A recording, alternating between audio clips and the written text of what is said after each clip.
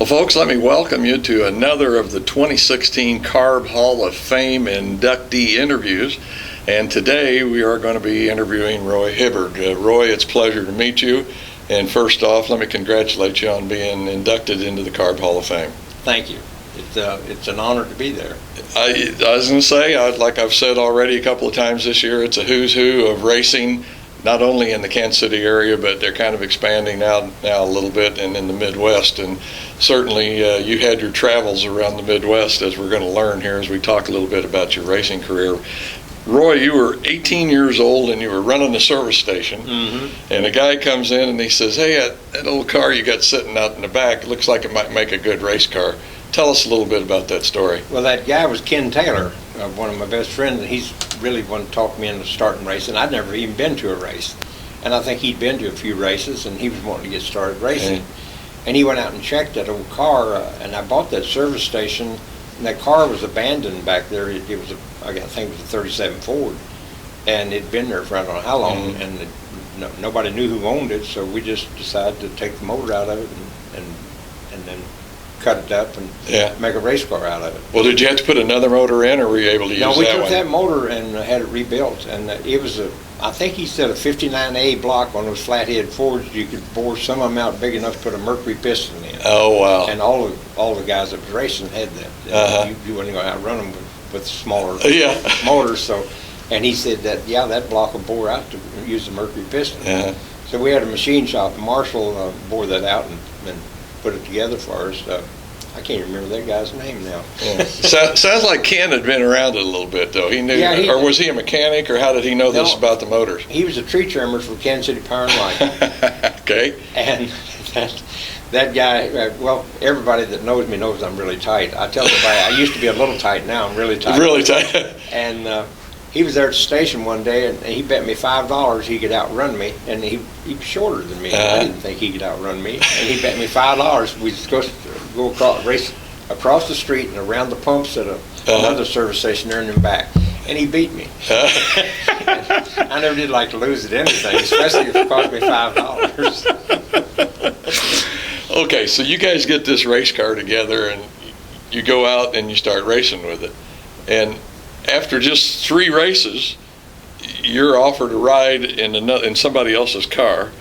Now, what kind of a car was that, and do you remember who the car owner was? Yeah, that was Blake Moore and Douglas. I drove, it was a truck line there in Slater, and I drove for them for a while, and it wasn't long till I think Ken Taylor took over. I'm not sure whether I drove for them before Ken or after, but I believe I drove for him before, and then Ken Taylor started driving for him. And that Taylor, I've told lots of people, I thought he was probably the best driver I ever raced against. They didn't have the cars then that they have now, but on a dry slick track, he knew how to get around, and I didn't know how. I was going to say, he sounds like he must have had pretty good pedal control. I mean, he did. And when somebody's passing me, the last thing I want to do is let off the foot feet.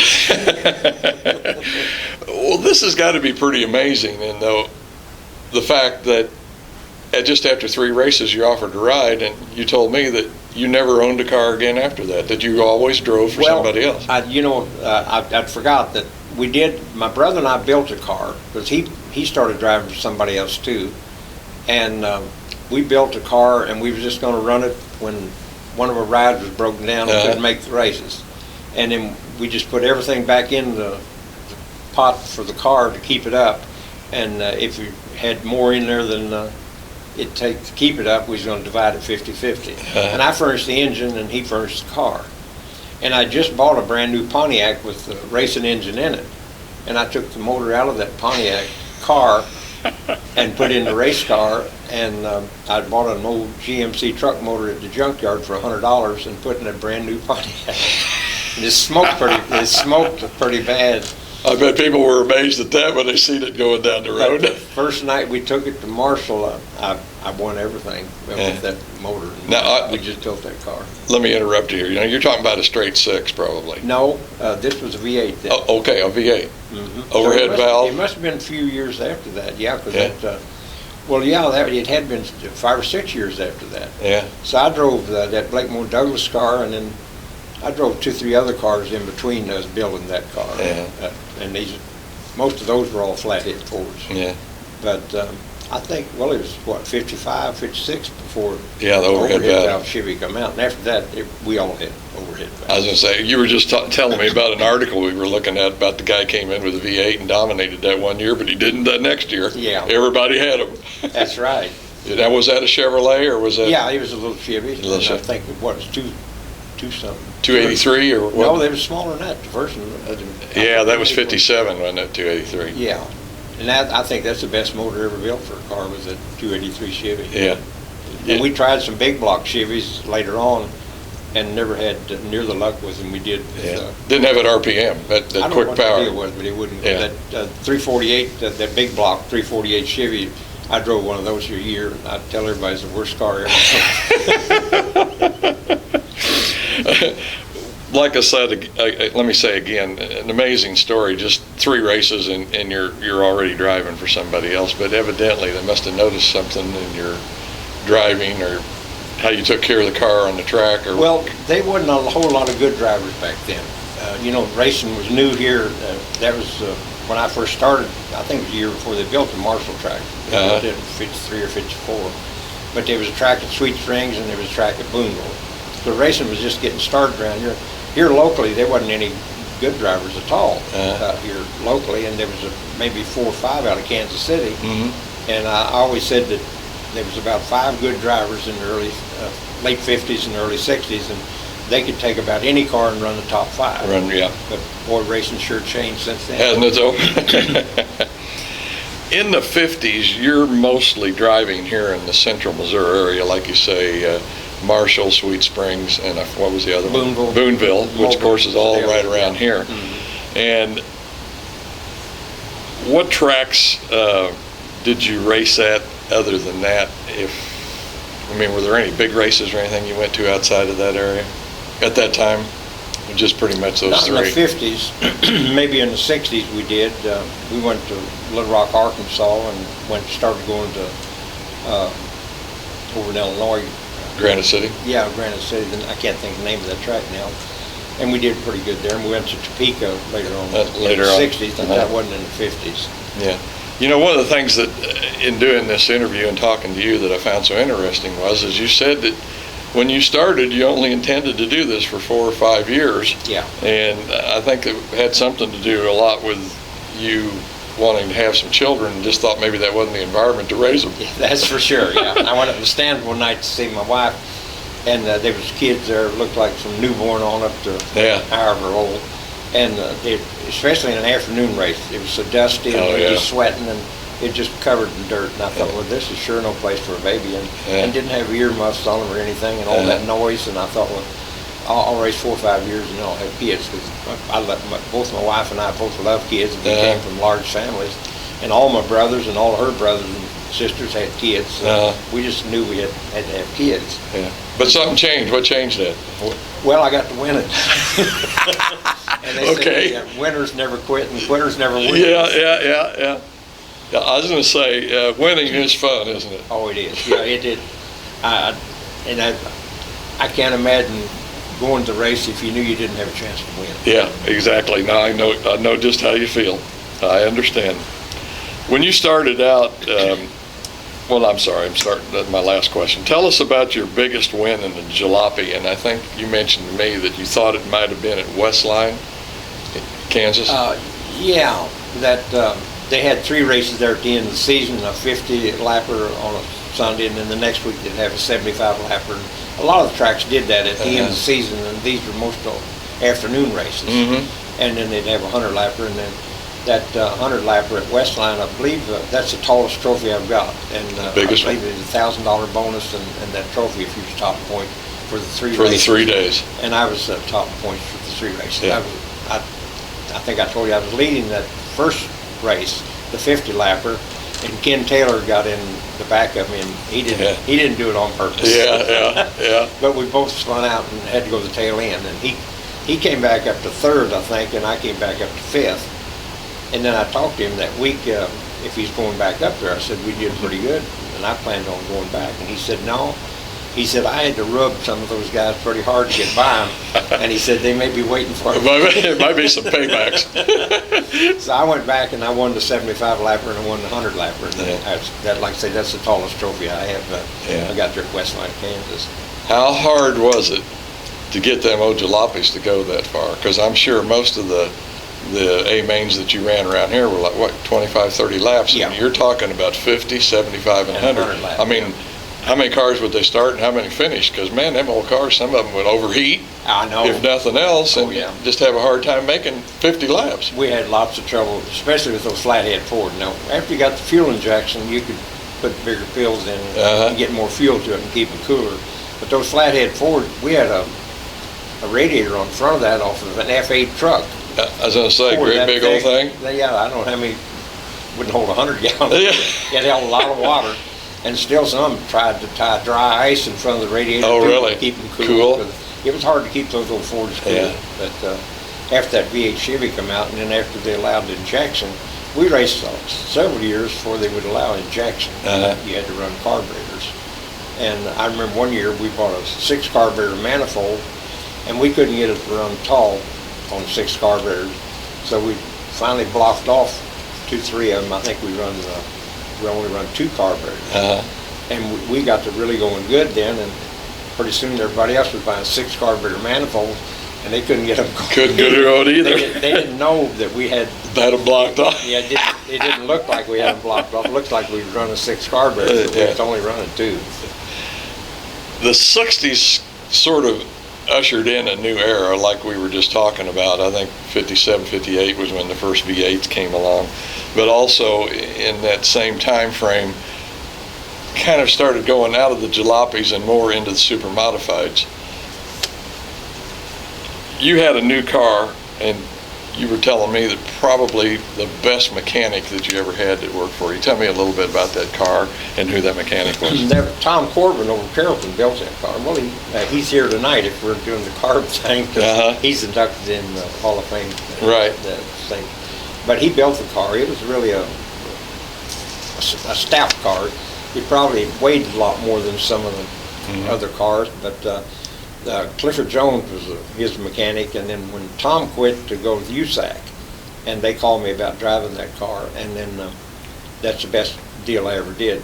We were topping points at every track we ran when Clifford Jones was the mechanic there, and we was topping points at every track, and that's the years we won the Memorial Day race and the State Fair race. We were state champions there.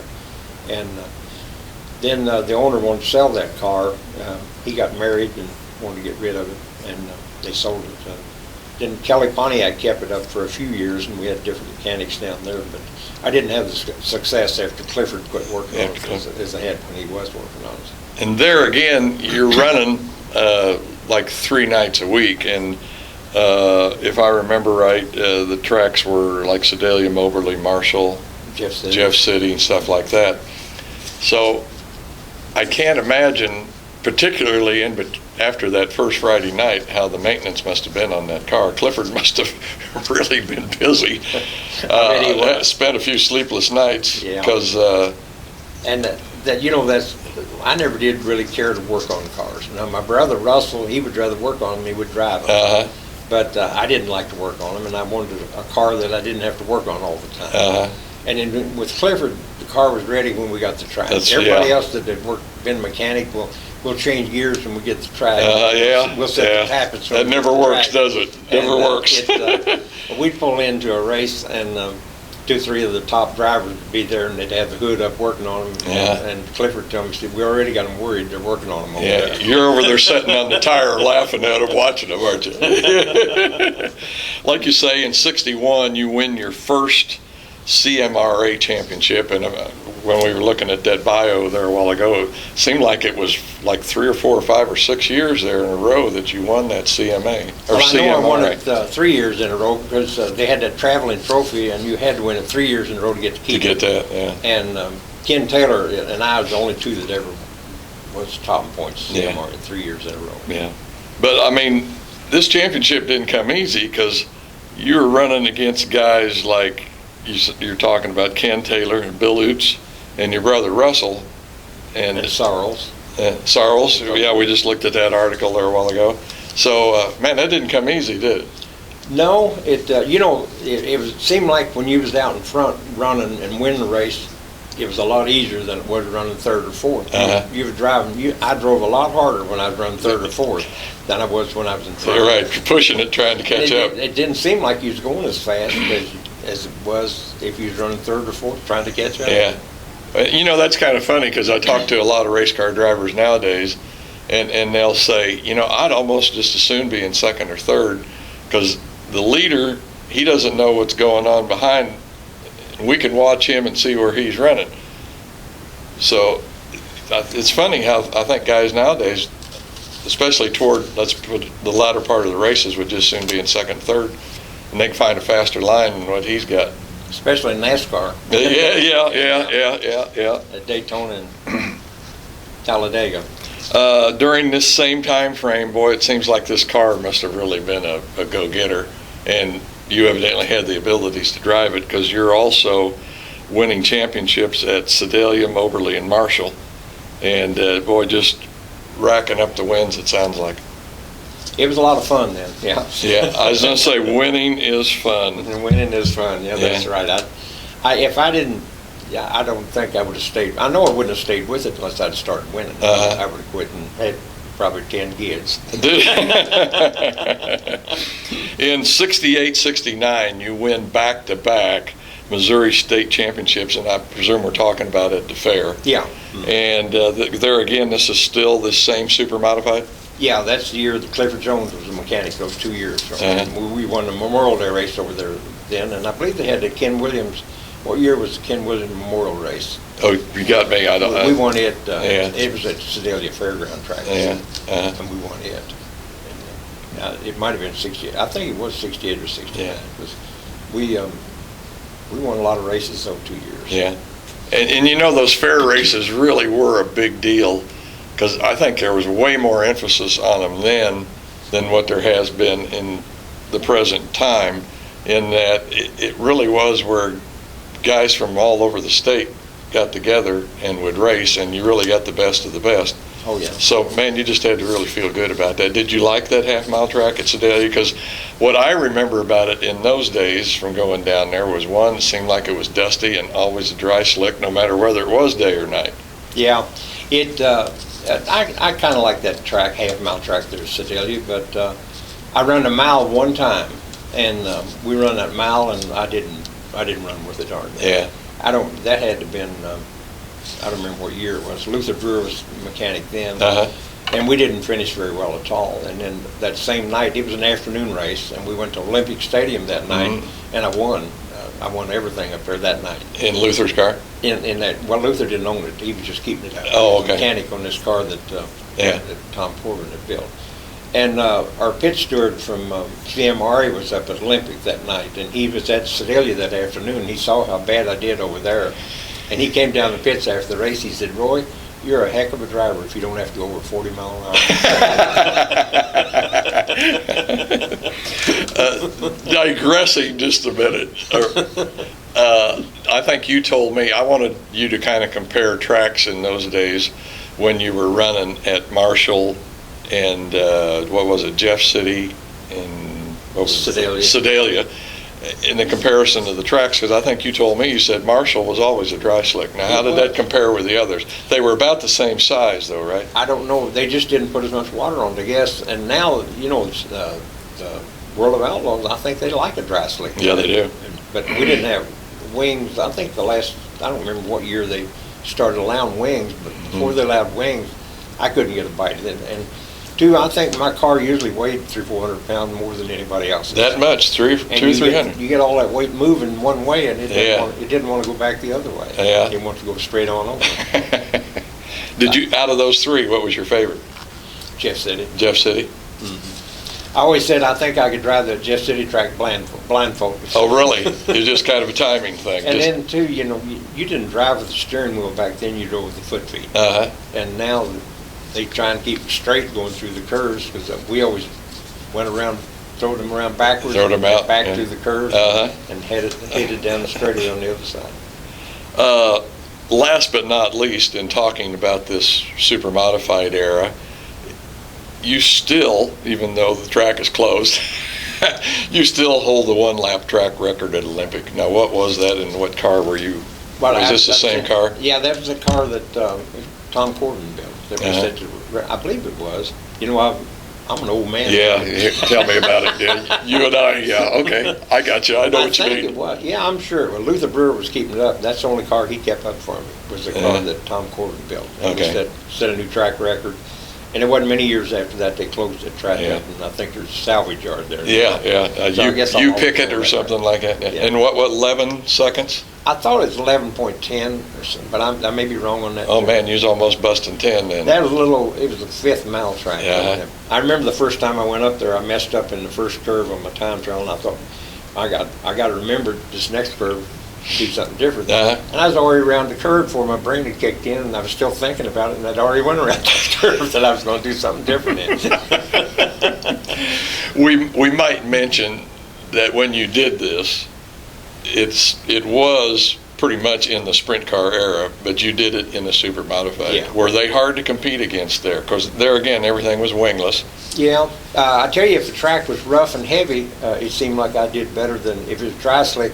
I couldn't compete against the sprint car. Rough and heavy. If it was rough and heavy, I did better. Let me ask you this then: what kind of suspension? Evidently, the sprint cars had torsion bars. Mm-hmm. What was the suspension we had on there? Torsion bars. You did too. Okay. Mm-hmm. Now I'm not sure the front.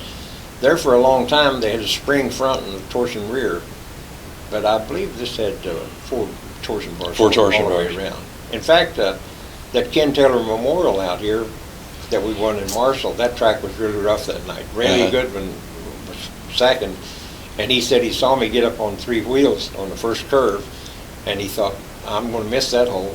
And he said he'd come around, he'd run a little higher. He had a hole bigger than what? And he said, I said, I think I better just worry about finishing second, not worry about trying to pass Roy. Yeah. And when that first lap, I hit that hole, and it broke the torsion arm off. And my car was sitting on the axle, and I run that 25 laps. On the axle? With the car sitting on the axle, and outrun all of them. Now, I presume you're talking about the right side. Yeah. Yeah, okay, because that's where a lot of the forces would be over there. Goodness gracious. But one time here at Marshall, we lost the left front wheel. I hit a rut and broke the wheel off, and I started to pull the infield, and I looked around to the left, and they were still coming into the number 3 curve, and I thought, well, I'll see how to do. Yeah, and I went ahead and I won the race on 3 wheels that year at Marshall. It was in my scrapbook. Most every article they had in the paper, my late wife cut them out and put them in a scrapbook. So I got lots of memories in this scrapbook. Yeah, I was going to say, we looked through it, and folks, that thing has got to be that thick. There's a lot of memories, but you'll know why here in a little bit when I tell you more.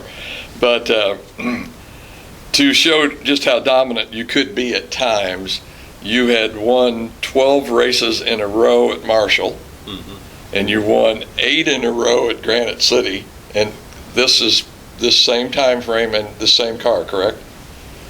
I'm not sure of that. I was telling you a while ago, I can't even remember which car I won 12 races in a row here at Marshall. I was going to say there's 2 pictures. I believe that was a sprint car. It might have That been. had that heading on it. But still, man, I don't know exactly how to express it. That had to be really a lot of fun and just enjoyable, and you won probably some money doing it, and admiration of everybody, because that just doesn't happen very much. No, it didn't. Well, I was the only driver ever to win 12 features in a row here. I don't know about Granite City whether anybody had ever won 8 features in a row there or not. Yeah. Gosh. In the early 70s is when the sprint cars really start taking over the dirt tracks from the super modified. And you get a ride in a Gene Jennington built sprint car. Who owned that car, and where did you race it? Bill Ryan owned that. I believe he lived in Gladstone. I know it was over North Kansas City. And I tell everybody that was probably the best handling car I ever drove. It would be probably a tie between it and a guy down at Versailles, Missouri, Garth Comstock, had a car that when you went into a curve, it just felt like he was on a horse cloth. Oh, really? The car never did tip up. Didn't teeter or nothing? No, it was so limber. The frame was just like spaghetti. Flexing, huh? Okay. And it was really a good handling old car, too. And we won several races for him, too. Yeah. Was it the Genetton car now that you told me at Riverside you were one of the first guys to run dual wheels? Was that car? And I'm not 100% sure of that, but that Riverside, we'd run a dual wheel here at Marshall, and then we went to Riverside one night. I don't even remember what night they run at Riverside. Saturday. Was it Saturday? Saturday. Jeff City must have been rained out, or maybe that was before they built the Jeff City track. I'm not sure. But we went up there and had the dual wheel on the right rear. And they said they was going to let me run it. And then I set fast time, and some of the drivers, when I told the officials they let me run that. I was going to say, that made some minds start clicking, didn't it? They made me take it off anyway. And you told me you made a custom-built rim to do that with. Yeah, back in the olden days, they just put a wheel in a lathe and cut it in two, and then put a spacer in between to make them any width you wanted, and weld it back together. And you use two valve stem, have a valve stem on both sides, and we put two tires under. They had tubes in them then, and we just aired it up on that. And you really got a lot better side bites. I was going to say, that's... It wouldn't help you on forward bite, but it got a lot better side bites. Yeah, that's what I figured. It was probably for the cornering, but... I wish I'd have been there that night. I'd love to have seen that. Because racers are always looking for an advantage, and the guys that don't have it are always wanting to say they're illegal. So it's a never-ending story of racers trying. Was this your idea, or was the mechanic? Yeah, it was my idea. And I had another idea we never did try. But I always so bad on dry slick tracks. I always wondered why you couldn't get maybe a couple of gallons of rosin. And when they had those slot cars, rosin. You rub a little rosin on those tires of those slot cars, man, they really got a lot better bite. Yeah. And I thought if you had a 2 gallon of rosin dust and some way to let it out in front of that right rear tire when the track was a dry slick, I think it would help. Yeah. It would probably been somewhat illegal then, I don't know. You can imagine what that track might have been like after everybody had done that, if that worked. It'd been traction rolling, probably. People may have tried it, I don't know. I never heard of anybody. It's probably illegal. That would probably be like more or less what they're doing nowadays when they treat tires and make them softer. I mean, you're treating a tire to make it get better grip, but anyway, long story. Probably is somewhat illegal. Roy, after 22 years in the driver's seat, by 1974, you decide that maybe it's time to hang the helmet up and the driving suit and you're done with racing. But in that 74 season, before you retire, you still win 20% of the races that you drive that year. Give me an idea of where you were running. Well, we were running here at Marshall and Jeff City and Sedalia, and then we went to Granite City. And I did win here at Marshall, and then we wasn't sure we was going to go to Granite City that next week or whenever it was. I think it was a Friday night on Granite City. But we decided to go, and then I didn't win. And I wanted to win the last race that I drove. The last one, yeah. I thought about driving another race, but I didn't. I decided to go ahead and quit. I was going to say, everybody wants to go out a winner. And they did. I think I told you that they sold that car, and I know they had at least 5 different drivers in it, but I never heard of it win the race after I quit driving. Yeah. And that car ended up in Pennsylvania, Dick Paxton. Oh, really? You know, no one to Dick Paxton. There was a Paxton that was really a famous driver from Pennsylvania. Oh, yeah. He bought that. Yeah. Lynn Paxton. Lynn Paxton, yes. He bought it, and they cut the frame in two and extended it out. And then it was on Craigslist for sale. And somebody called me and said, well, I had 3 or 4 people call me and said they saw it on Craigslist, said I ought to go out there and buy it. Yeah. And I said, I didn't want to work on a car when I drove it. I sure don't want to work on one now. But a boy here in Marshall did go out there and buy that car, and he restored it, and he was in the Knoxville Hall of Fame the last couple of years. I'll be darned. That's the car that Corbin built over at Carrollton. Yeah. We haven't really talked about it, and I didn't really put any notes in here, but we might just touch on it real quick. I just noticed it in the bio there that you had. How did Knoxville, you went up and ran the Nationals, how did that go for you? That's one thing that I sure wish I'd have done, was won the Knoxville Nationals. Yeah. That would be something. It would have been a lot easier to win the Knoxville Nationals in the 60s than it is now. Yeah. I tell everybody, you got to have a lot of good luck and a good car and good everything. But I said, Schatz doesn't seem to have to. It doesn't bother him, does it? I don't know. But that's probably my biggest thing that I didn't accomplish, Yeah. winning the Knoxville Nationals. But you had a couple of good qualifying runs, and Yeah, I think it was fourth or fifth is what that Yeah, was right, there yeah. a time or two. But Uh-huh. that there's three, four cars ahead of you when you do that. yeah, I'm afraid so. And it was a lot Yeah. easier to run fourth or fifth back then than it is now. at the moment. Yeah. I don't see how these guys do it, but there's a lot of them show up, and some of them win, some of them don't. Some of them don't. Well, and like you say, you're talking about guys that are full-time and have buku amounts of money behind Oh, them yeah. and stuff like that. And man, that makes a difference, makes a big difference. I'm sure it does. Like so many drivers in the sport of racing, you did it kind of as a part-time deal, and I hate to use the word hobby because it seems to me like it's way more than a hobby, because man, you spend so many hours working on cars and doing stuff like that, even though you drove for so many people. But you're also doing a full-time job, in a different occupation.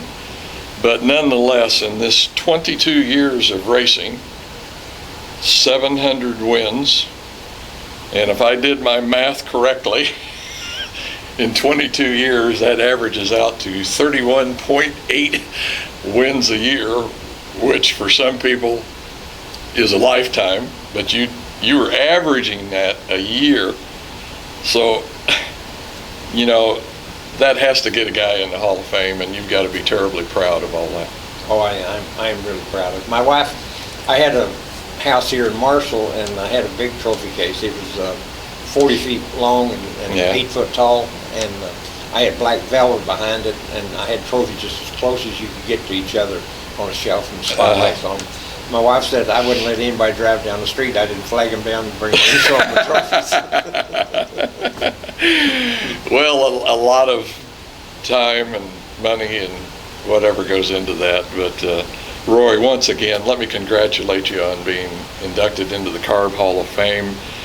I just wish I'd have been there to see a bunch of these races, and you getting to drive and win, because it sounds like you'd had a pretty spectacular career. And congratulations on being inducted into the C.A.R.B Hall of Fame. Thank you. I just, I don't know whether I'd do it all over again. Back then, it was the time to do it. Now it'd be hard. I don't think anybody could do. Of course, I don't think anybody can do what Steve Kinzer did from now on either. That's going to be hard to repeat. Times have changed. Yeah. It's just harder to do. Yeah. Now. All I can say is the right time, the right guy, and the right place. Roy Hibbert.